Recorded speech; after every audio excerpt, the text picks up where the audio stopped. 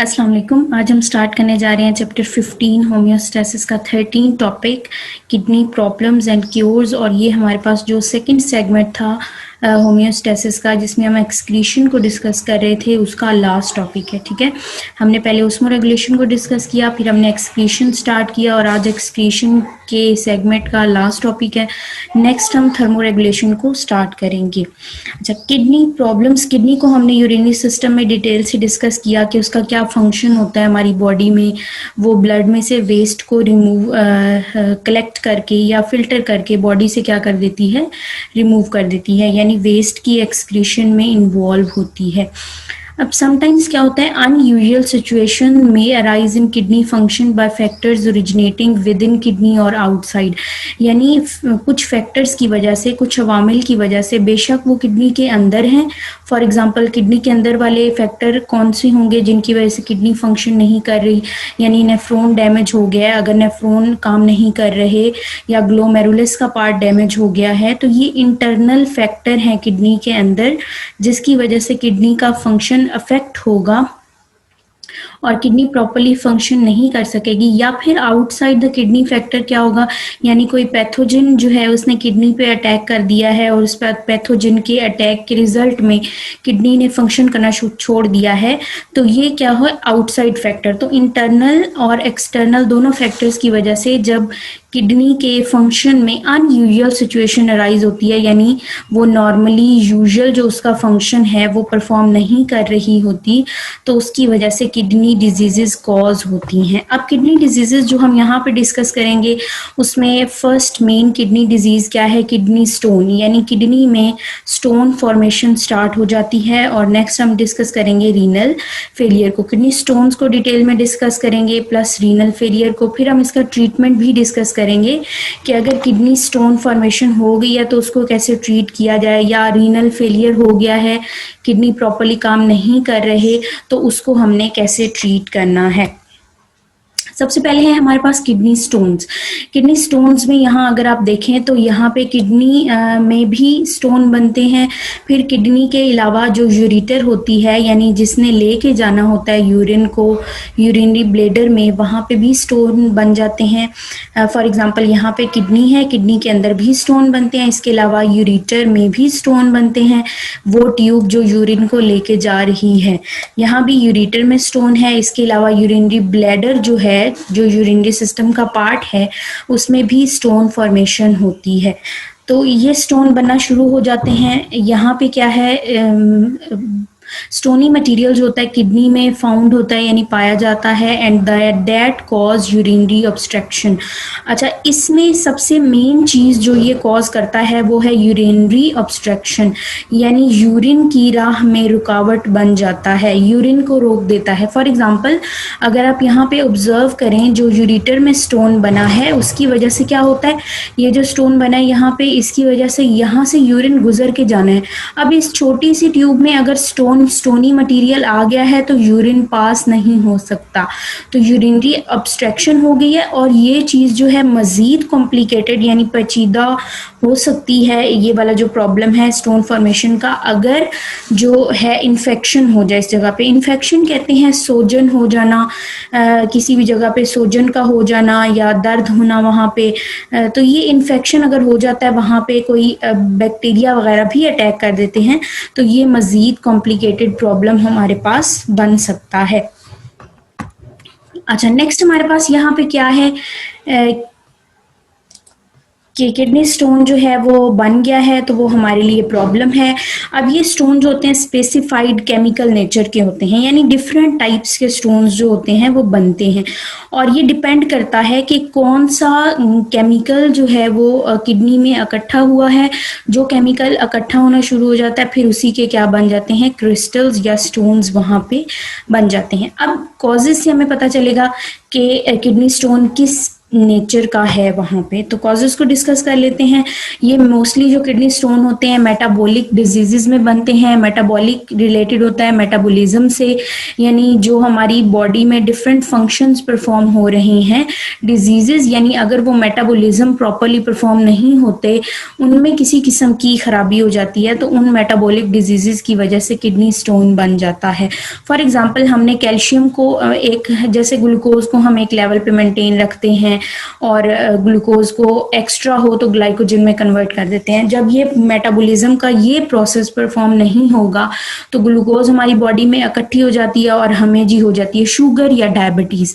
इसी तरह की मेटाबॉलिक डिजीजेस डिफरेंट जो होती हैं उनकी वजह से कोई खास केमिकल हमारे ब्लड में ज्यादा हो जाता है, फिर किडनी में उसके ज्यादा होने की वजह से वो इकट्ठा होता रहता है और वही लीड टू स्टोन फॉर्मेशन। तो पहली कंडीशन यहाँ पे है हाइपर कैल्सीमिया की। हाइपर का मतलब होता है ज्यादा और कैल्सीमिया वर्ड निकला है कैल्शियम से, तो high level of calcium in blood because of other diseases, किसी भी और बीमारी की वजह से या मेटाबॉलिज्म प्रॉपरली नहीं हो रहा, कैल्शियम अगर हमारे ब्लड में ज्यादा हो जाता है तो उसको कहते हैं हाइपर कैल्सीमिया। नॉर्मली अगर कैल्शियम ज्यादा होता है हमारे ब्लड के खास लेवल से, तो उसे बोन्स में डिपॉजिट कर दिया जाता है। अगर किसी वजह से कैल्शियम वहां पर डिपॉजिट नहीं हो रहा या इसे किसी और तरीके से कन्वर्ट नहीं किया जा रहा, तो कैल्शियम का लेवल ब्लड में ज्यादा हो जाएगा और ये कैल्शियम जो है वो किडनी में इकट्ठा होना शुरू हो जाता है, जिसकी वजह से कैल्शियम स्टोन्स जो होते हैं वो बन जाते हैं। नेक्स्ट कंडीशन हमारे पास आती है हाइपर ऑक्सिलूरिया। हाइपर ऑक्सिलूरिया का मतलब है high level of oxalate in the blood, यानी ब्लड में अगर ऑक्सिलेट का लेवल ज्यादा हो जाता है किसी भी वजह से, तो वो ऑक्सिलेट किडनी ने क्योंकि रिमूव करना होता है, तो किडनी जब रिमूव करती है अगर कंसंट्रेशन किसी भी सोल्यूट की ज्यादा है तो वो इकट्ठा होना शुरू हो जाता है, ठीक है, वो प्रेसिपिटेट होने लगता है और उसके नतीजे में क्या बन जाता है, स्टोन बन जाता है।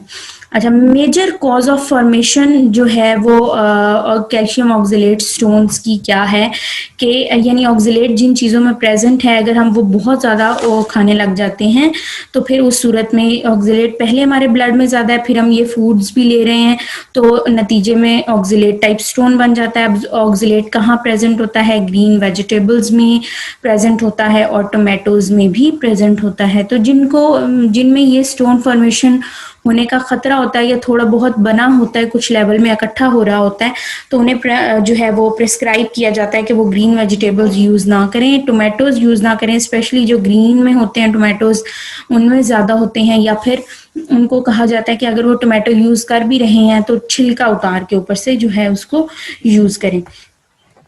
तो ये दो हमारे पास रीजंस जो मेन रीजंस थी वो है किडनी स्टोन फॉर्मेशन की। नेक्स्ट, किडनी स्टोन का इंसिडेंस के मतलब किडनी स्टोन जो होता है वो किस किस किस्म के हो सकते हैं और उनकी परसेंटेज क्या होती है। तो फर्स्ट वन यहाँ पे है कैल्शियम ऑक्सिलेट टाइप स्टोन, जो सबसे ज्यादा होता है। अगर हम कंसिडर करें कि जितने भी किडनी में स्टोन बनते हैं 100% अगर हम उनको कंसिडर करें जो पेशेंट होते हैं उनमें 70% जो पेशेंट होते हैं उनके अंदर कैल्शियम ऑक्सिलेट टाइप स्टोन बनता है। फर्स्ट डायग्राम में कैल्शियम ऑक्सिलेट टाइप स्टोन को दिखाया गया है। अच्छा, फिर हमारे पास सेकंड आता है कैल्शियम फॉस्फेट टाइप स्टोन। तो 15% स्टोन्स जो होते हैं वो कैल्शियम फॉस्फेट टाइप के हमारे पास बनते हैं। और थर्ड वन जो है वो उसमें क्या होता है, यूरिक एसिड अगर ज्यादा हो जाता है हमारे ब्लड में, यूरिक एसिड जो रिमूव होना होता है अगर वो ज्यादा हो जाता है तो उस कंडीशन में स्टोन बन जाता है। यूरिक एसिड इकट्ठा होकर स्टोन बना देता है। तो 10% जो स्टोन्स होते हैं वो यूरिक एसिड के ज्यादा होने की वजह से बनते हैं। नेक्स्ट वन लिखा हुआ है कि दीज सॉल्ट्स आर, ये क्यों बन जाते हैं, ये सॉल्ट प्रेसिपिटेटेड आउट यानी इकट्ठे होना शुरू हो जाते हैं ड्यूरिंग यूरिन फॉर्मेशन, जब किडनी यूरिन बना रही होती है, and accumulate later to form stone, और बाद में इकट्ठे होकर स्टोन बना देते हैं। इस लाइन को समझने के लिए आपको याद होगा हमने जब एक्सक्रीशन इन प्लांट्स पढ़ा था तो हमने पढ़ा था कि प्लांट्स बाज़ औक़ात वैक्यूल में अपने वेस्ट मटेरियल को स्टोर करते हैं। उसमें एक पॉइंट हमने पढ़ा था कि अगर वहाँ पे ज़्यादा कंसंट्रेटेड अमाउंट में कोई भी वेस्ट जो है वो इकट्ठा हो जाता है तो वो क्रिस्टल फॉर्मेशन बनना शुरू हो जाते हैं वैक्यूल के अंदर। वही कंडीशन यहाँ होती है कि अगर किडनी में ये चीज़ें कैल्शियम ऑक्सलेट, कैल्शियम फॉस्फेट या यूरिक एसिड ये ज़्यादा होने लगते हैं, सोलूट या सॉल्ट, तो ये ज़्यादा होके वहाँ पे कंसनट्रेटेड फॉर्म में इकट्ठे होना शुरू हो जाते हैं, ये प्रेसिपिटेट आउट हो जाते हैं, ये निकल जाते हैं और इकट्ठे होके क्रिस्टल या स्टोन फॉर्मेशन स्टार्ट कर देते हैं। यदि अगर इनका लेवल ज़्यादा हो जाएगा हमारी बॉडी में तो ये किडनी जो है प्रॉपरली इनको रिमूव नहीं कर सकेगी, ये वहाँ पे इकट्ठे हो जाएंगे और स्टोन फॉर्मेशन जो है हो जाएगी। अच्छा, अब स्टोन बन तो गया है तो अब इसका ट्रीटमेंट हमारे पास क्या है? ट्रीटमेंट है लिथोट्रिप्सी। लिथोट्रिप्सी होता है ब्रेकडाउन ऑफ किडनी स्टोन। ठीक है, अब ब्रेकडाउन ऑफ किडनी स्टोन में क्या स्पेशल चीज़ है जो इसे दूसरे ट्रीटमेंट से डिफरेंट करती है? पहले ऐसा होता था कि सर्जरी की जाती थी, यानी ऑपरेशन किया जाता था और किडनी में से स्टोन या यूरेटर में से निकाल लिया जाता था। अब लिथोट्रिप्सी क्या है? Non surgical removal of kidney stones, यानी जब हम किडनी स्टोन को बगैर ऑपरेशन के रिमूव कर देंगे तो इस ट्रीटमेंट का नाम हमारे पास क्या है? लिथोट्रिप्सी। इंपॉर्टेंट शॉर्ट क्वेश्चन है। अच्छा, it is technique use to break up stones formed in kidney, ureter और गॉल ब्लेडर। अच्छा, गॉल ब्लेडर किसका पार्ट होता है? हमारे डाइजेस्टिव सिस्टम का पार्ट होता है। लिवर में जो है वो लिवर बाइल रिलीज करता है जिसने डाइजेशन में हेल्प करना होता है, और वो बाइल गॉल ब्लेडर में क्या होता है? स्टोर होता है। तो ये डाइजेस्टिव सिस्टम का क्या है हमारे पास? मतलब पार्ट है या ऑर्गन है। तो इन तीनों चीज़ों में जब स्टोन बनता है तो इसको तोड़ने के लिए ये टेक्निक क्या की जाती है? यूज़ की जाती है। अच्छा, इनमें सबसे कॉमन टेक्निक हमारे पास है extra corporeal shock wave lithotripsy.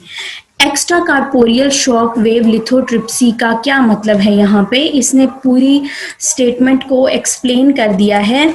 उसमें क्या है? एक्स्ट्रा का मतलब होता है आउटसाइड, कॉर्पोरियल का मतलब होता है बॉडी, शॉक का मतलब होता है कि शॉक देना है हमने इसको, वेव मतलब रेडिएशंस को यूज करेंगे, लिथोट्रिप्सी यानी ब्रेक डाउन ऑफ स्टोन, यानी ऐसा स्टोन का ब्रेक डाउन जिसमें हम रेडिएशंस को यूज करेंगे और वो एक्स्ट्रा कॉर्पोरियल होंगी, यानी जो चीज रेडिएशन रिलीज कर रही है वो बॉडी के बाहर है। फॉर एग्जाम्पल, यहाँ डायग्राम में आपको नजर आ रहा होगा कि ये पर्सन जो है वो लेटा हुआ है यहाँ पे, और यहाँ पे इसकी किडनी में स्टोन है। तो यहाँ पे आउटसाइड द बॉडी जो है वो इसकी मशीन लगी हुई है जिससे रेडिएशंस निकल रही हैं, और ये रेडिएशंस जो होती हैं ये तोड़ देती हैं स्टोन को स्मॉल पीसेस में, और फिर वो स्मॉल पीसेस जो होते हैं वो क्योंकि वाटर वगैरह रिलीज होगा, यूरिन रिलीज होगा, तो छोटे अगर पीस हैं तो वो वाटर उन्हें खुद ही लेके जो है बॉडी से निकल जाता है। प्रेफर भी यही किया जाता है कि जिसको किडनी स्टोन है बन गए हैं वो ज्यादा से ज्यादा पानी पिए, क्योंकि जितना पानी पिएगा तो वो जो स्मॉल स्टोन है वो पानी की वजह से ही सॉल्वेंट जब उनमें डिसॉल्व होगा तो वो वहां से रिमूव हो जाएंगे।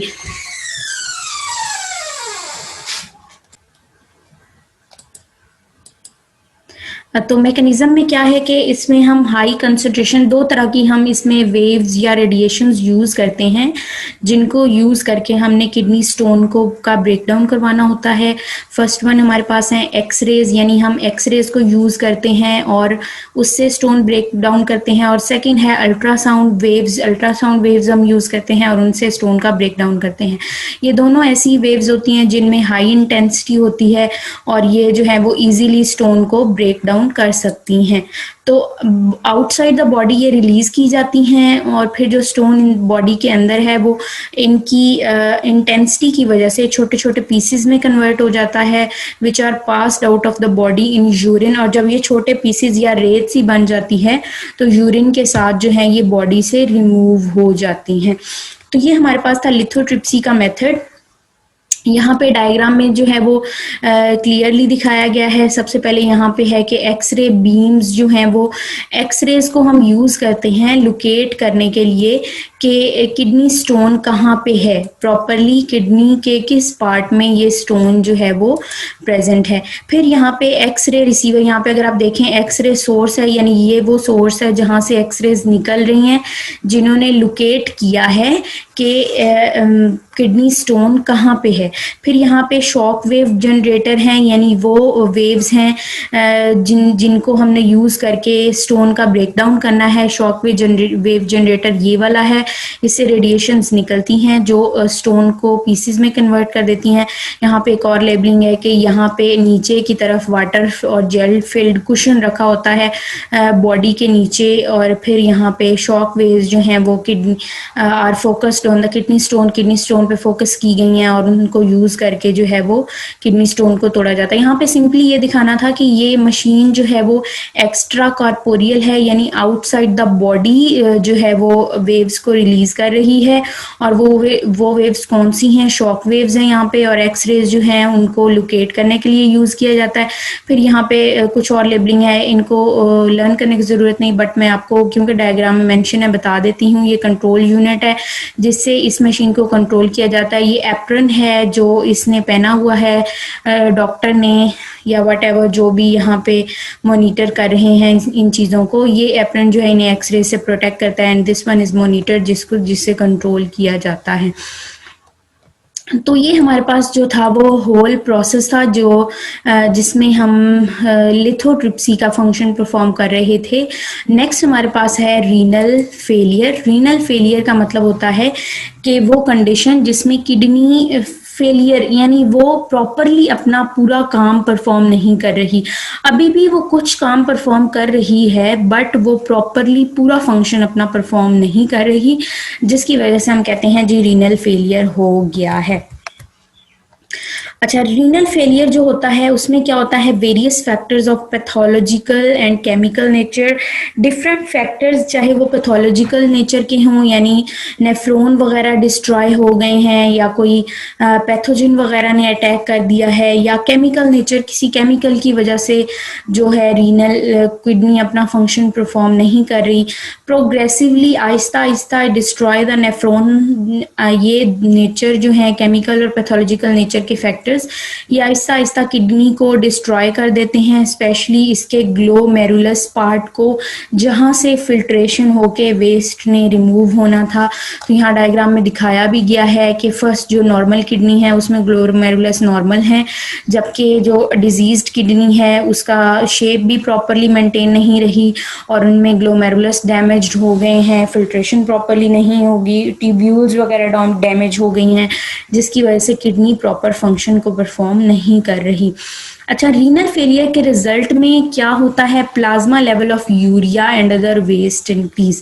प्लाज्मा कहते हैं, यानी ब्लड को ही प्लाज्मा कहते हैं जब उसमें से ब्लड सेल्स को निकाल दिया जाए तो वो जो फ्लूइड होता है या ब्लड होता है उसमें, क्योंकि जब फिल्ट्रेशन हो ही नहीं रही, फिल्ट्रेशन से वेस्ट को रिमूव करना था किडनी ने, किडनी वेस्ट रिमूव नहीं कर रही, तो वो वेस्ट कहाँ जाएंगे, वो जाहिरी सी बात है ब्लड में ही रहेंगे। तो ब्लड में यूरिया का लेवल और दूसरे वेस्ट का लेवल जो है वो इंक्रीज हो जाता है, जिसकी वजह से अब वेस्ट का लेवल जब इंक्रीज होता है तो यूरिया का लेवल, यूरिया रिटेन करती है वाटर को भी ब्लड में, जिसकी वजह से ब्लड प्रेशर जो है इंक्रीज होना शुरू हो जाता है उस पर्सन में जिसकी किडनी प्रॉपरली फंक्शन नहीं कर रही। और एक और कंडीशन होती है जिसे कहते हैं एनीमिया, यानी लॉस ऑफ ब्लड या ब्लड की कमी। अब ये क्यों होता है, जो नॉर्मल किडनी होती है उसमें एक हार्मोन प्रोड्यूस होता है, हीमोपोएटिन हार्मोन, जो ब्लड की प्रोडक्शन में इन्वॉल्व होता है। अब जो डिजीज्ड किडनी होती है उसमें ये हार्मोन हीमोपोएटिन, जिसने ब्लड की प्रोडक्शन करनी होती है, प्रोड्यूस नहीं होता, जिसकी वजह से खून की कमी हो जाती है और इस कंडीशन को हम क्या कहते हैं, एनीमिया की कंडीशन आ जाती है। तो रीनल फेलियर हुआ, किडनी प्रॉपरली फंक्शन नहीं कर रहा, क्यों, क्योंकि नेफ्रॉन डैमेज हो गए हैं, स्पेशली इसका ग्लोमेरुलर पार्ट, और इसके नतीजे में होता क्या है, प्लाज्मा लेवल ऑफ यूरिया और वेस्ट इंक्रीज, यानी ब्लड में वेस्ट इंक्रीज होना शुरू हो जाते हैं, नतीजतन ब्लड प्रेशर भी इंक्रीज होता है और एनीमिया की कंडीशन भी फेस करनी पड़ सकती है।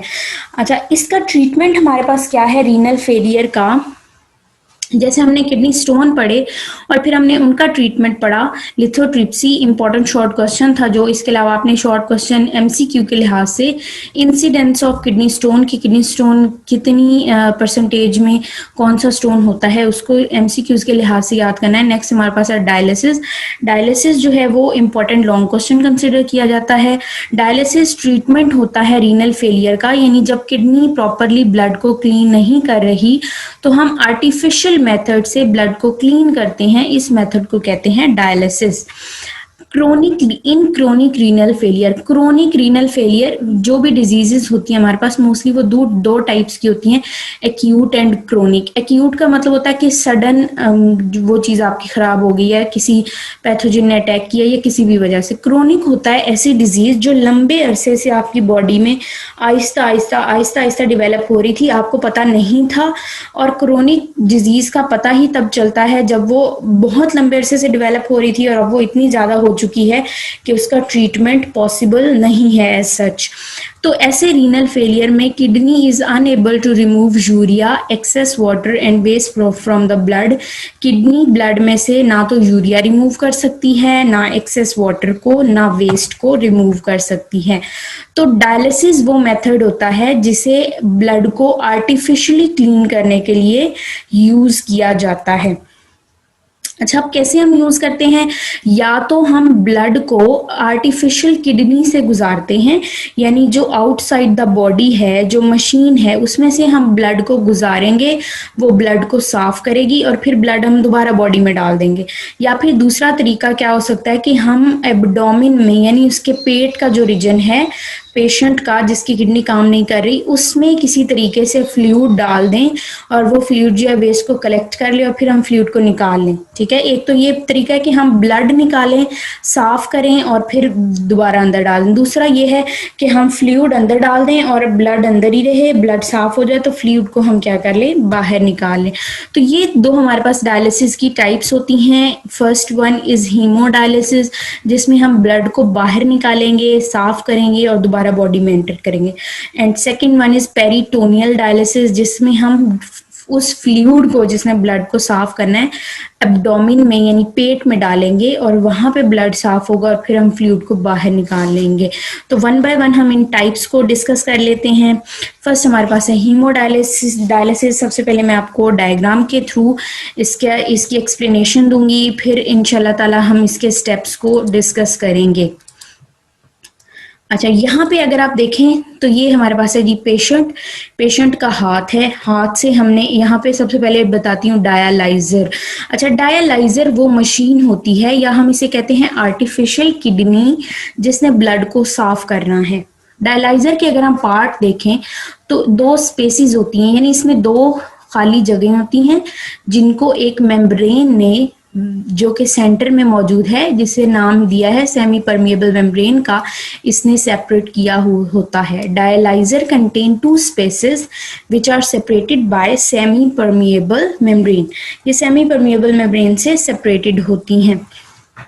अच्छा, इन दोनों स्पेसेस में क्या होता है? एक स्पेस में तो होता है ब्लड और दूसरी स्पेस में एक फ्लूइड होता है जिसे कहते हैं डायलाइजेट या डायलिसिस फ्लूइड। ये फ्लूइड जो होता है फ्रेश डायलाइजेट इस तरह हमने डाला है इस स्पेस में, इधर से ब्लड आ रहा है पेशेंट का जिसमें वेस्ट मौजूद है।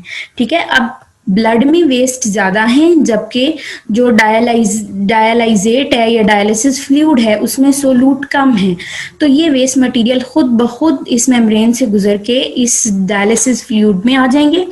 तो अब ये फ्लूइड जिसमें वेस्ट आ चुके हैं वो हम यहाँ पे इकट्ठा करते जाएंगे, जबकि जो साफ ब्लड है जिसमें से वेस्ट निकल चुके हैं वो दोबारा से हम पेशेंट की बॉडी में एंटर करते जाएंगे।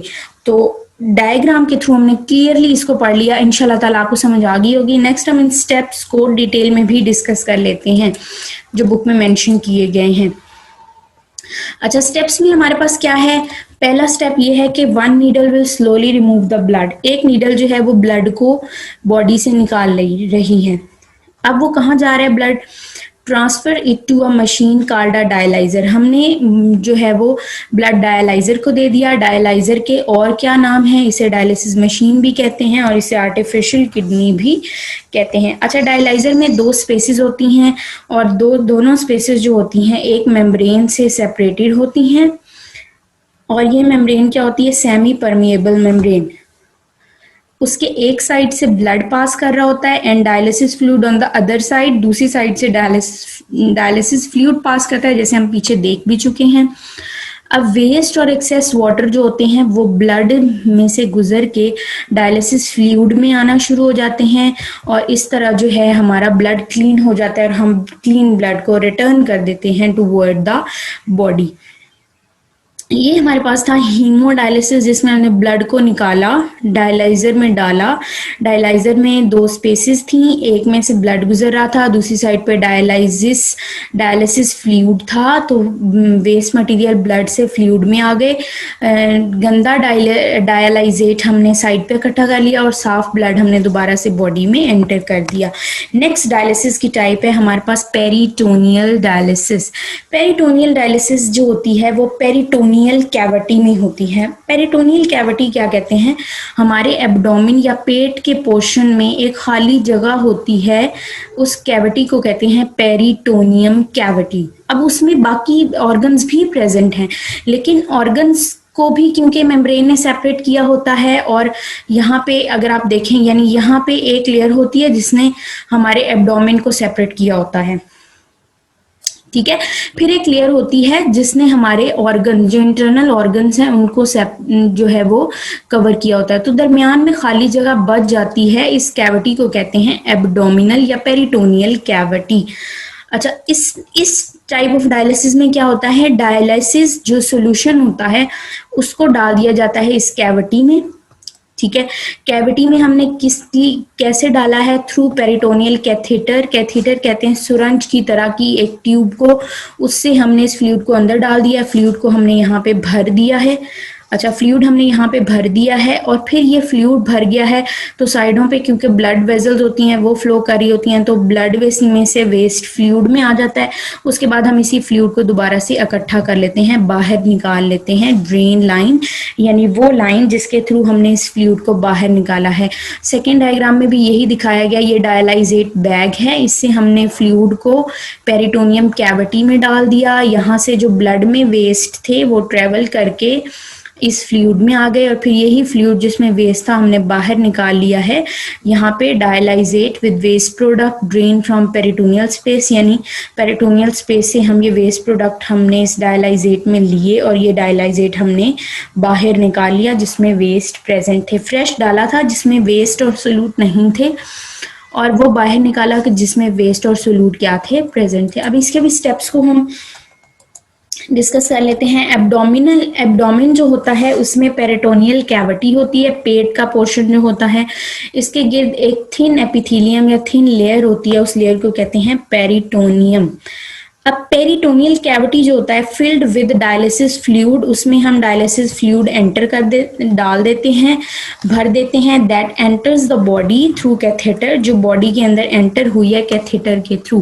कैथेटर सुरंज की तरह की एक ट्यूब को कहते हैं। एक्सेस वाटर और वेस्ट जो हैं pass through the peritoneum into dialysis fluid, जो वो कैविटी से डायलिसिस फ्लूइड में आ जाते हैं और फिर यही डायलिसिस फ्लूइड हम बाहर निकाल लेते हैं। ये प्रोसेस जो है वो दिन में कई दफ़ा परफॉर्म करना पड़ता है। अब डायलिसिस चाहे हीमो डायलिसिस हो या पेरिटोनियल डायलिसिस, इन दोनों में अगर हम कंपेयर करें तो हीमो डायलिसिस करना थोड़ा मुश्किल होता है क्योंकि उसके लिए हॉस्पिटल जाना पड़ता है, प्रॉपर मशीनरी और जो है मॉनिटर करने वाले रिक्वायर होते हैं उसमें, जिन्हें प्रॉपरली पता हो कैसे करना है हीमो डायलिसिस।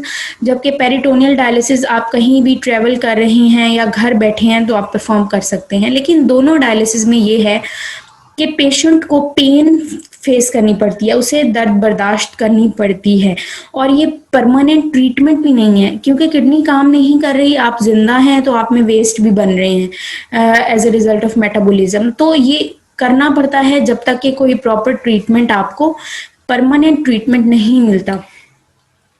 और फिर ये डेली बेसिस पे करवाना पड़ता है, बाज़ कंडीशन में दिन में ही कई दफ़ा करवाना पड़ता है जब किडनीज़ बिल्कुल काम नहीं कर रहे होते। तो ये जो है वो इसका प्रॉपर ट्रीटमेंट नहीं है, it is used after kidney failure के बाद हम डायलिसिस को यूज़ करते हैं, हम इसे अगेन एंड अगेन परफॉर्म करते हैं until a matching donors kidney is transplanted. जब तक हमें उस पेशेंट के किडनी से मैच करता कोई किडनी नहीं मिल जाता जिसे हम उसकी बॉडी में ट्रांसप्लांट कर देंगे, तो वही फंक्शन जो डायलाइजेट या डायलिसिस के थ्रू हम परफॉर्म कर रहे थे वो डोनर का किडनी जो हेल्दी था वो परफॉर्म करेगा। तो वो इसका परमानेंट ट्रीटमेंट है। Permanent treatment is kidney transplant. Permanent treatment हमारे पास है किडनी ट्रांसप्लांट। किडनी ट्रांसप्लांट में जो होता है मैचिंग किडनी जो है उसको ढूंढा जाता है, यानी जो मैच कर रही हो, ब्लड एक जैसा हो, टिश्यू में मैच करवाए जाते हैं और फिर उसके बाद उसको ट्रांसप्लांट कर दिया जाता है पेशेंट की किडनी की जगह पे। मतलब उसकी किडनी का फंक्शन वो परफॉर्म करेगी but not at the same place, उसी प्लेस पे जो है वो उसको ट्रांसप्लांट नहीं किया जाता। अच्छा, हाई डिग्री रीनल फेलियर जिसे यूरेनिया भी कहते हैं, और ये इंपॉर्टेंट शॉर्ट क्वेश्चन है, सॉरी एमसीक्यू है, ये कई दफ़ा पेपर में आ भी चुका है कि हाई डिग्री रीनल फेलियर को क्या कहते हैं, तो उसे कहते हैं यूरेनिया। और ये रीनल डिजीज़ की एंड स्टेज होती है जब दोनों किडनीज़ ने काम करना बिल्कुल कम कर दिया है, यानी कुछ % तक काम कर रहे हैं, बाकी जो है वो फंक्शन परफॉर्म नहीं कर रहे। तो इस कंडीशन में डायलिसिस भी हम बार बार अगर नहीं परफॉर्म करवा सकते हैं, हमारे लिए मुश्किल है, या पेन जो होती है बर्दाश्त करनी पड़ती है, या क्योंकि वो टेम्परेरी ट्रीटमेंट है, तो परमानेंट ट्रीटमेंट के तौर पे किडनी ट्रांसप्लांट किया जाता है। Transplant matching kidney is the only option left for permanent treatment. Diagram में दिखाया गया है कि ये डोनर का किडनी है, डोनर का किडनी हमने रिमूव करवाया, रिमूव करवाने के बाद पेशेंट के दोनों किडनी थे जो डिजीज हो चुके थे, यहाँ पे ये वाले ये फंक्शन परफॉर्म नहीं कर रहे थे, तो हमने एक सेपरेट जगह पे ट्रांसप्लांटेड किडनी को रख दिया। क्यों? क्योंकि ये किडनी जो पेशेंट के अपने हैं अभी कुछ % फंक्शन परफॉर्म कर रहे हैं, इसके अलावा यहाँ पे ग्लैंड्स वगैरह भी प्रेजेंट होते हैं, तो हम ग्लैंड्स वगैरह को रिमूव नहीं कर सकते, उन्होंने तो अपना फंक्शन परफॉर्म करना है, तो हम इस ट्रांसप्लांटेड किडनी जो है उसे सेपरेट जगह पे लगा देते हैं, और ये जो आर्टरीज और वेन्स वगैरह होती हैं इनको इससे कनेक्ट कर देते हैं। तो ये किडनी जो है फंक्शन परफॉर्म करती है क्लीनिंग ऑफ द ब्लड का, और हम जो है इससे ब्लड को क्लीन करते हैं। Thank you very much. आज हमारा जो है वो एक्सक्रीशन का सेगमेंट कंप्लीट हो चुका है। नेक्स्ट हम इंशाल्लाह ताला थर्मो रेगुलेशन का सेगमेंट स्टार्ट करेंगे, चैप्टर 15 का लास्ट सेगमेंट। अल्लाह हाफिज़, दुआओं में याद रखिएगा।